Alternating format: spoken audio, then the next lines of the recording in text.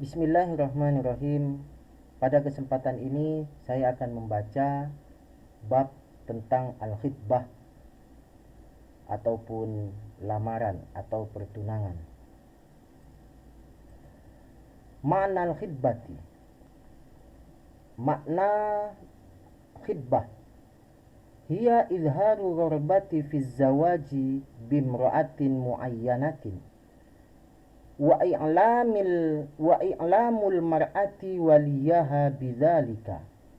Khitbah itu adalah izharu ghurbati, menunjukkan keinginan fi zawaji, untuk menikah, bimra'atin muayyanatin, terhadap seorang perempuan tertentu, wa i'lamul mar'ati waliyaha, dan memberitahukannya wanita itu terhadap walinya, bidzalika, terhadap keinginan untuk menikah. Jadi khitbah itu adalah menunjukkan keinginan untuk menikahi seorang perempuan serta memberitahu kepada wali yang perempuan itu. Dalam bahasa sehari kita, khitbah itu sama dengan pertunangan. Waqad yatimu, kadang-kadang yatimu, menjadi sempurna, hadzal i'lamu, pemberitahuan ini, mubasyaratan, secara langsung, minal khatibi, dari laki-laki yang melamar atau laki-laki yang mengajak tunangan. Kadang-kadang pemberitahuan yang pemberitahuan kepada wali itu bisa saja disampaikan secara langsung oleh sang laki-laki yang melamar, au biwasitati ahlihi, atau dilakukan dengan perantara keluarganya yang laki-laki. Fa in wafaqatil mahtubatu, jika telah sepakat al mahtubatu, perempuan yang dipinang atau yang dikhitbah atau yang dilamar, au ahluha, atau keluarganya wanita itu, faqad tammat al khitbatu bainahuma, maka menjadi sempurnalah al-khitbatu, pertunangan, bainahuma, antara keduanya. Pertunangan itu jadi, pertunangan itu jalan ketika sang perempuan dan walinya telah menyetujui. Nah, ketika dia sudah setuju, maka sempurnalah khitbah itu, watartabat, dan berdampak alaiha, atas khitbah, ahkamuha, hukum-hukumnya khitbah, wa asaruha, dan pengaruhnya khitbah, asyariyatu, secara syariat, allati sa'alkuruha. Artinya bahwa ketika khitbah itu telah sempurna, sudah disetujui oleh sang perempuan, maka ada dampak hukum dan pengaruh secara syariat bagi kedua belah pihak. Itu sama seperti selainnya khitbah, min muqaddimatiz zawaji, dari pendahuluan pernikahan. Tariqun, adalah sebuah jalan, li ta'arufi kullin, untuk saling mengenal masing-masing, minal khatibaini, dari dua pihak yang saling bertunangan, alal akhari, terhadap pihak yang lain. Artinya khitbah itu sama seperti pendahuluan pernikahan. Khitbah itu hanya sebuah jalan untuk saling mengenal kedua belah pihak, yang laki dengan yang perempuan. Jadi dengan adanya ikatan khitbah, penjajakan dan ta'aruf antara laki dan perempuan itu menjadi sebuah ta'aruf yang syar'i, menjadi sebuah penjajakan yang disahkan oleh agama. Karena annaha, sesungguhnya khitbah, as-sabilus, adalah jalan, ila dirasati akhlaqit tarafaini, untuk mempelajari akhlaknya masing-masing pihak, wa tabaihima, dan tabiatnya kedua belah pihak, wa muyulihima, serta kecondongan kedua belah pihak. Walakin, tetapi, bil qadril masmuhi bihi, dengan kadar atau ukuran yang diperbolehkan syar'an, secara syariat, wa huwa kafin jiddan, dan hal itu sudah sangat cukup.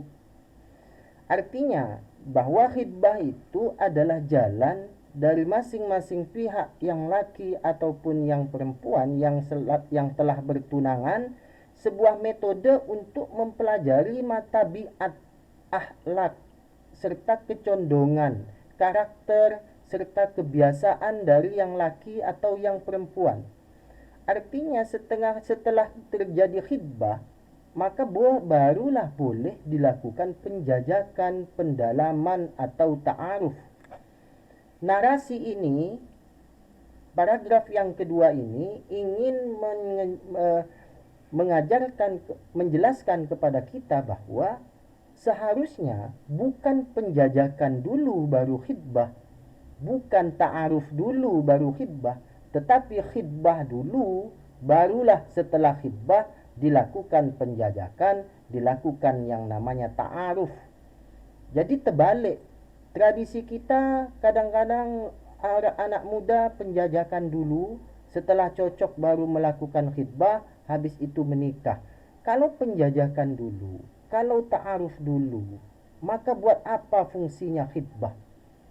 Justru khidbah inilah sebuah cara di mana kita diperbolehkan laki dan perempuan yang bukan mahram itu, yang sudah dalam ikatan khidbah itu, boleh dan sah untuk melakukan penjajakan, pengenalan masing-masing dari kedua belah pihak, walaupun dibatasi di sini bil qadril masmuh, dengan ukuran yang diperbolehkan. Selanjutnya, ma yatarattabu 'alal khidbati, sesuatu yang berdampak atas khidbah. Al khidbatu mujarradu wa'din bizzawaj. Khidbah itu hanyalah sebuah perjanjian untuk menikah. Walaisat zawajan, bukanlah sebuah ikatan pernikahan. Jadi prosesi khidbah, semewah dan sewah apapun, itu tetaplah sebuah khidbah, bukan sebuah pernikahan. Fa inna zawaj, karena yang namanya az-zawaj, pernikahan, la yatimmu, tak akan sempurna, illa bin iqadil aqdil ma'ruf, kecuali dengan sebuah ikatan atau dengan akad sebagaimana yang telah kita kenal. Jadi kalau pernikahan itu tak akan sempurna kecuali dengan akad-akad yang sebagaimana kita kenal, ada syarat dan rukunnya. Rukunnya harus ada wali, harus ada saksi dan lain sebagainya. Nah, khidbah itu bukan pernikahan, dia hanya janji saja mau menikah. Karena khidbah itu bukan pernikahan, fayazillu kullun minal khatibaini ajnabiyan anil akhari. Fayazillu, maka menjadi, kullun, masing-masing pihak, minal khatibaini, dari dua pihak yang saling bertunangan, ajnabiyan, menjadi sebagai orang lain, anil akhari, dari orang yang lain.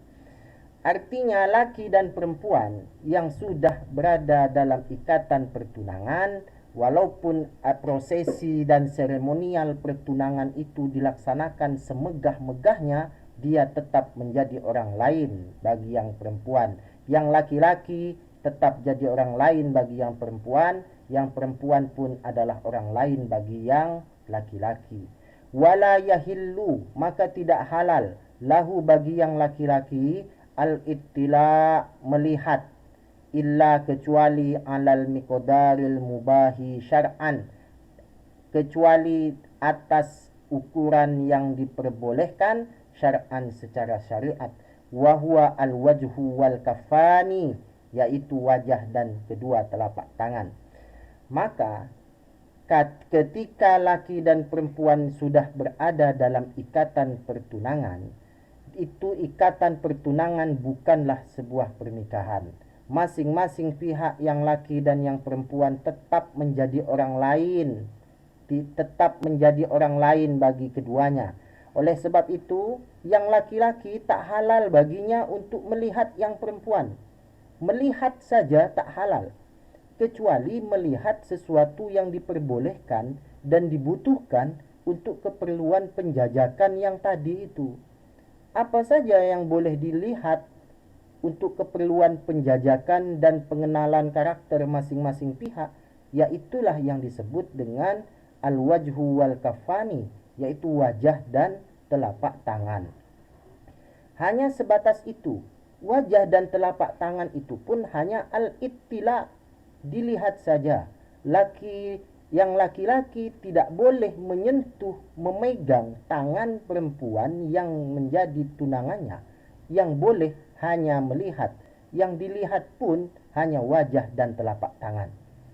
Penjajakan selebih dari itu, penjajakan yang sifatnya melebihi dari melihat, penjajakan yang sifatnya melihat lebih dari wajah dan telapak tangan, itu adalah penjajakan-penjajakan yang tidak dilegalkan atau tidak diperbolehkan oleh syariat. Itu perlu digarisbawahi bahwa laki-laki yang sudah bertunangan dengan seorang perempuan tidak boleh sembarangan asal jemput. Kalau malam minggu langsung dijemput, itu tidak boleh. Secara syar'i itu tidak benar. Itu masih ikatan pertunangan. Bukanlah ikatan pernikahan. Maka oleh sebab itu segala yang haram tak akan berubah menjadi halal hanya karena sudah bertunangan. Hanya yang halal hanya satu saja, yaitu melihat wajah dan melihat telapak tangan. Selebihnya itu tetap berlaku keharamannya. Oke. Nassa qanunul ahwali syakhsiyati as-Surya. Undang-undang ahwal syakhsiyah negara Suria menetapkan alama yali sebagaimana berikut. Undang-undang ahwalus syakhsiyah atau undang-undang hukum keluarga Islam di negara Suria ada pasal yang berbunyi al-khidbatu, adapun khidbah pertunangan, wal wa'du bizawaji, serta gombalan ingin menikahi, wa qiraatul fatihati, dan membaca Fatihah, wa qabdul mahri, serta pemberian mahar, wa qabulul hadiyati, serta penerimaan hadiah. Khidbah yang di dalam akad prosesi khidbah ada perjanjian untuk menikah, ataupun di dalam proses khidbah dalam seremonialnya ada pembacaan suratul Fatihah, ada pemberian mahar atau ada penerimaan hadiah, la takunu zawajan, khidbah itu tak berubah menjadi pernikahan. Tetap pertunangan, tetaplah sebuah pertunangan. Pernikahan tetap berbeda dengan yang namanya pertunangan atau khidbah. Ini dampak dari khidbah. Al-khidbatu alal khidbati, adapun melamar seorang perempuan yang ada di dalam masa lamaran laki-laki lain. Yatarattabu, berdampak, alal khidbati, atas khidbah, aidon juga, hurmatut taqaddumi, keharaman mengajukan, li khidbatil mar'ati, untuk melamar seorang perempuan, mimman kana ya'lamu bitamami khidbatiha li ghairiha, dari orang yang mana orang itu mengetahui bahwa khidbahnya sang perempuan itu telah sempurna dengan laki-laki lain. Artinya, dampak berikutnya dari khidbah atau pertunangan adalah keharaman bagi laki-laki kedua untuk datang melamar perempuan yang sedang dalam lamaran laki-laki lain. Pada laki-laki yang kedua itu padahal tahu bahwa yang perempuan sedang dalam ikatan lamaran. Nah, faqad ajma'al ulama'u, maka telah sepakat para ulama ala tahrimil khidbatis saniyati, atas keharaman lamaran atau tunangan yang kedua, alal khidbatil ula, atas tunangan yang pertama. Idza kana qad tamma at-tasrihu bil ijabah, jika khutbah yang pertama ini telah nyata-nyata jelas diterima oleh pihak yang perempuan. Artinya ulama sepakat bahwa laki-laki yang mengetuk pintu hatinya seorang perempuan, padahal perempuan itu dalam ikatan pertunangan dengan laki-laki lain, maka laki-laki yang mengetuk pintu hati itu hukumnya berdosa. Dia berdosa. Kenapa? Karena dampak dari sebuah pertunangan tidak boleh laki-laki lain itu masuk, kecuali yang laki-laki pertama membolehkan atau telah melepaskan ikatan pertunangan. Itu yang dimaksud walam ya'zan, dan tak memberikan izin al-khatibul ula, laki-laki yang melamar yang pertama. Al-khatibul awwalu, pelamar laki-laki yang melamar yang pertama. Walam yatruk, dan tak meninggalkan al-khitbata, terhadap ikatan pertunangan. Kalau yang laki-laki pertama sudah membolehkan, atau laki-laki yang pertama yang sudah melamar itu menyatakan lamarannya putus, maka ketika itu laki-laki kedua baru boleh masuk untuk melamar. Nah, ungkapan orang kita yang mengatakan selama janur kuning belum melengkung maka dia masih bisa menjadi milik kita, itu adalah sebuah ungkapan yang bertentangan dengan syariat. Kenapa begitu?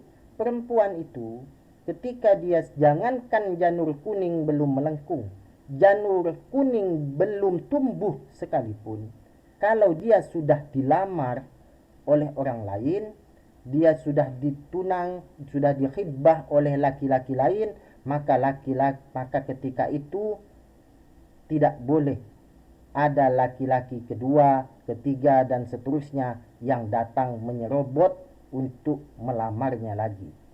Jadi walaupun dia belum akad nikah, kalau dia sudah tunangan, belum melengkung janur kuningnya, maka tetap tak boleh diketuk pintu hatinya. Fa in khotobasani, jika laki-laki kedua ini datang melamar, wa tazawwaja, kemudian laki-laki kedua menikahi perempuan itu, wal halu hadhihi, sedangkan keadaannya seperti ini, artinya perempuan itu masih dalam ikatan pertunangan laki-laki pertama. Faqad aso, maka laki-laki kedua ini faqad aso, maka dia telah maksiat atau durhaka bittifaqil ulama, menurut kesepakatan ulama. Laki-laki yang menyerobot, laki-laki yang mengambil tunangan orang lain kemudian menikahi perempuan itu, pernikahannya tetap sah selama rukun-rukunnya nikah terpenuhi. Walaupun dia menyerobot perempuan yang tunangannya orang lain, dia tetap sah pernikahan. Tetapi yang laki-laki kedua yang menyerobot ini disebut oleh ulama faqad asa, dia telah melakukan sebuah. Selanjutnya saya menjelaskan kaidah bahasa Arab, runtutan atau urutan qiraatul kutub al-fiqhiyah. Selain membaca naskah teks dari kitab kuning, juga menjelaskan beberapa bagian dari kaidah bahasa Arab. Pada kesempatan ini saya menjelaskan tentang kalimat yang muzakkar dengan yang muannas. Pengertian muzakkar adalah isim yang menunjukkan laki-laki, sedangkan muannas isim yang menunjukkan makna perempuan. Tandanya muzakkar yaitu tidak ada tanda. Cirinya muzakkar ketika tak ada tandanya muannas, maka dia muzakkar. Sedangkan tandanya muannas adalah adanya tak marbutah. Tak marbutah itu bentuknya bulat. Contoh, yang muzakkar contohnya al-muslimu, sedangkan muannas contohnya al-muslimatu. Kalimat al-muslimatu, huruf terakhirnya ada tak marbutahnya. Tak marbutah ini menunjukkan bahwa kalimat al-muslimatu adalah kalimat yang muannas atau menunjukkan perempuan.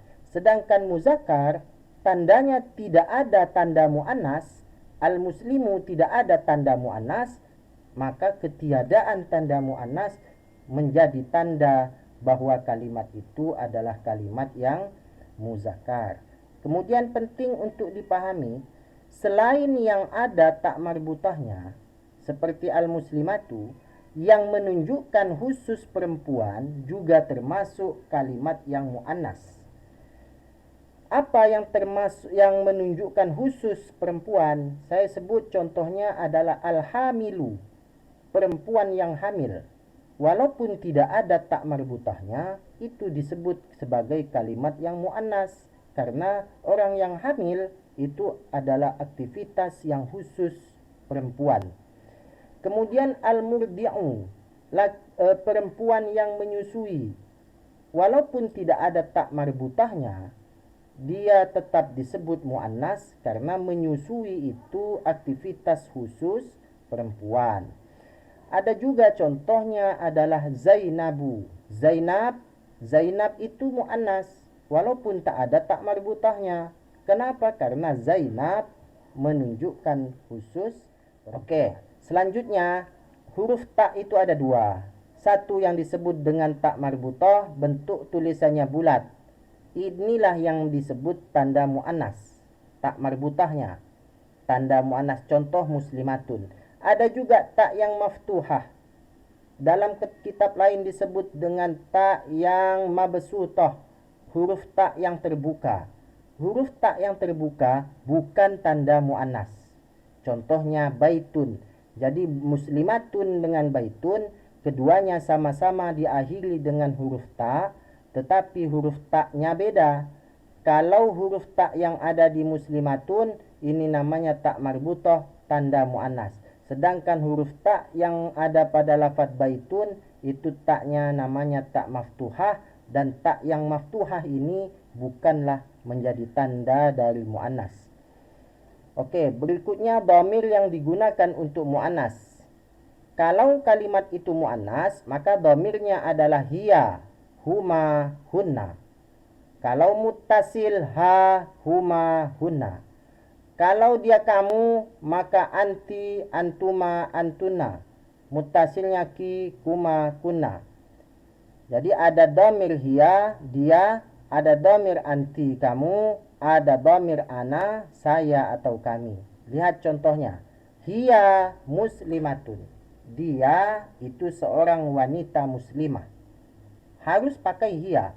Anti muslimatun. Engkau adalah seorang wanita muslimah. Kemudian ana muslimun, saya adalah, ana muslimatun, saya adalah seorang wanita yang muslimah. Yang terakhir, dari teks yang tadi saya baca, al-khidbah, maka kalau dilihat kalimat yang muannas itu banyak. Lihat, saya kasih tanda merah pada teks yang bentuknya berupa kalimat yang muannas. Sebut saja al-khidbah. Al-khidbah ini muannas karena ada tak marbutahnya. Aghorbatu, ini adalah muannas karena tak marbutahnya. Bi'imro'atin muayyanatin, ini muannas. Jadi kalau bagaimana membedakan kalimat itu perempuan atau muannas atau bukan, maka lihat ada tak marbutahnya di akhir atau tidak. Kalau ada tak marbutahnya pasti muannas. Tapi kalau selain tak marbutah, maka dia tidak akan disebut sebagai muannas. Baik, itu saja materi pertama dari Qiraatul Kutub yang judulnya tentang al-khidbah. Mudah-mudahan bisa dipahami dan bisa menambah kemanfaatan untuk kita semua. Saya akhirul kalam. Assalamualaikum warahmatullahi wabarakatuh.